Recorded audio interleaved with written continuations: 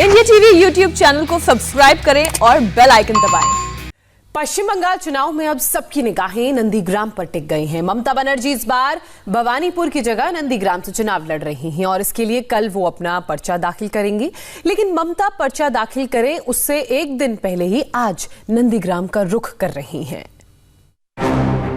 ममता बनर्जी आज दिन में अपनी पार्टी तृणमूल कांग्रेस का घोषणा पत्र जारी करेंगी। उसके बाद शाम को नंदीग्राम के लिए रवाना हो जाएंगी।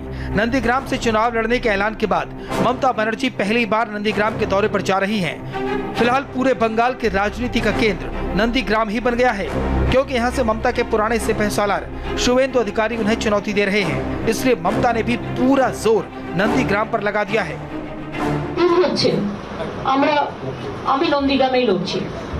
আমি যখন কথা দিই কথা রাখি। আমি যাদবপুর থেকে জীবন শুরু করেছিলাম, যাদবপুরেও আমি দাঁড়িয়ে ছিলাম। ममता बनर्जी आज नंदीग्राम में एक रैली को संबोधित करेंगी, जिसके बाद 10 मार्च को अपना पर्चा दाखिल करेंगी। पर्चा दाखिल करने से पहले ममता नंदीग्राम में बड़ा रोड शो करने की तैयारी कर रही हैं।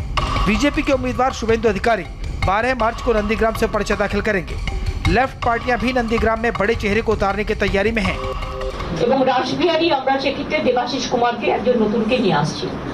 যেমন আমি আপনাদের বলি দু একটা অতীন ঘোষ দাঁড়াচ্ছে। মালা শাহ শরীরটা একটু ভালো নয়, তাই মালা শাহর ওখানে অতীন ঘোষ বেলগাছিয়া ওখানে দাঁড়াচ্ছে। बीजेपी इस बार ममता बनर्जी को घेरने के लिए बड़ी तैयारी कर रही है। खबर है कि मिथुन चक्रवर्ती 12 मार्च को शुवेंदु अधिकारी के पर्चा दाखिल करने के साथ साथ नंदीग्राम से प्रचार अभियान की शुरुआत कर सकते हैं। वहीं नंदीग्राम में रैलियां कर रहे शुवेंदु का कॉन्फिडेंस बढ़ा हुआ है।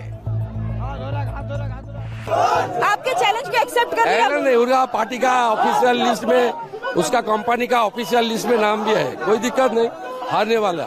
ये ममता बनर्जी ने भवानीपुर से भागा, नंदीग्राम में आया, इधर वो आउटसाइडर है, इधर son of the soil of Midnapore जीतेंगे, बाहर का आदमी नहीं जीतेंगे। ममता बनर्जी कह रही है इमोशनल कनेक्ट है उनका नंदीग्राम से। अच्छा, 5 साल अंतर अंतर वोट जब चुनाव होता है आता है, 5 साल नंदीग्राम का नाम उसका दिमाग से निकल जाता है। नंदीग्राम लोग जानता है फिरका परस्ती नहीं चलेगा। शुवेंदु अपनी हर रैली में ममता बनर्जी को बाहरी बता रहे हैं, साथ ही उन्हें भवानीपुर का भगोड़ा करार देने में भी पीछे नहीं हट रहे। ममता बनर्जी को भवानीपुर से भाग के उधर गया, वो हारने वाला, हमारी को नहीं छोड़े, नहीं भाग गया। 50,000 से ज्यादा वोट में उन्होंने चुनाव हारेगी, पूरी तरह से हारेगी। नंदीग्राम ममता का होगा या शुवेंदु का, ये तो 2 मई को ही पता लगेगा। लेकिन ये बात बिल्कुल तय है कि नंदीग्राम में सबसे बड़े लड़ैया के बीच 2021 की सबसे बड़ी लड़ाई होने जा रही है।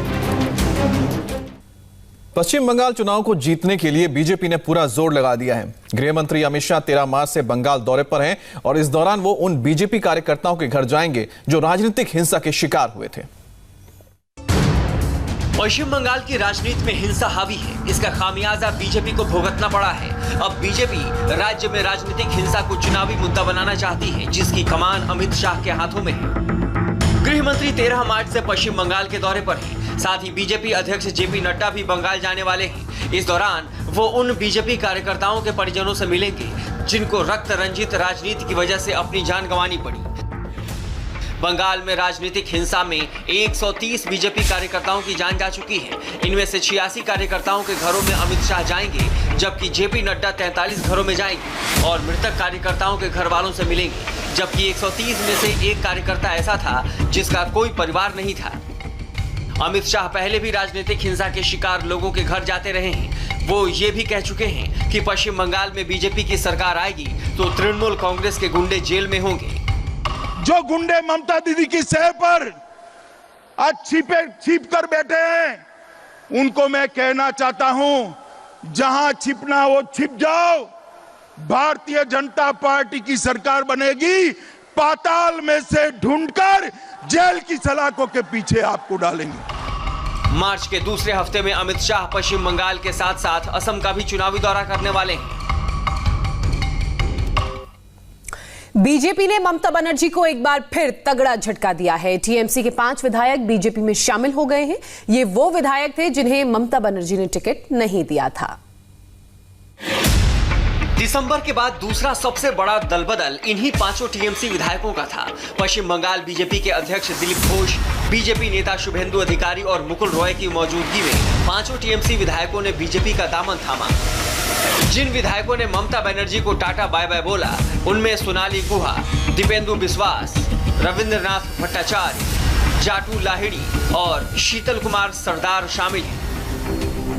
सोनाली गुहा का पार्टी छोड़ना ममता बनर्जी के लिए बड़ा झटका है, क्योंकि वो लगातार 4 चुनाव जीत चुकी हैं। सिंगूर आंदोलन के दौरान सोनाली गुहा ममता बनर्जी के कदमों से कदम मिलाकर चली थी। सरला मुर्मू ने भी तृणमूल कांग्रेस को छोड़कर बीजेपी ज्वाइन की है। ममता बनर्जी ने सरला मुर्मू को मालदा जिले की हबीबपुर सीट से उम्मीदवार बनाया था, लेकिन जैसे ही ममता को लगा कि सरला मुर्मू पार्टी छोड़ सकती हैं, तो उन्होंने सरला मुर्मू की जगह प्रदीप बास्के को उम्मीदवार बना लिया। सरला मुर्मू, सोनुश्री और सोनाली गुहा, एरकम 3 जन, ऐसे 3 लोगों को हमने पहले ज्वाइन कराया महिला दिवस में। महिला सशक्तिकरण की तरफ बंगाल बढ़ रही है। जिस वक्त तृणमूल कांग्रेस के विधायक पार्टी छोड़ने की तैयारी कर रहे थे, उसी वक्त ममता बनर्जी सड़क पर थी और महंगाई के खिलाफ केंद्र पर निशाना साध रही थी। खेला होबे, खेला होबे, खेला होबे, जितते होबे, जितते होबे, जितते होबे, लड़ते होबे, करते होबे। टीएमसी के नेता लगातार पार्टी छोड़ रहे हैं। इसके मद्देनजर ममता बनर्जी ने प्रचार की आक्रामक रणनीति बनाई है। नमस्ते, मैं हूं मीनाक्षी जोशी। वीडियो और खबरों से अपडेट रहने के लिए India TV YouTube channel subscribe करें, बेल आइकन दबाना ना भूलें। जुड़े रहें इंडिया टीवी के साथ।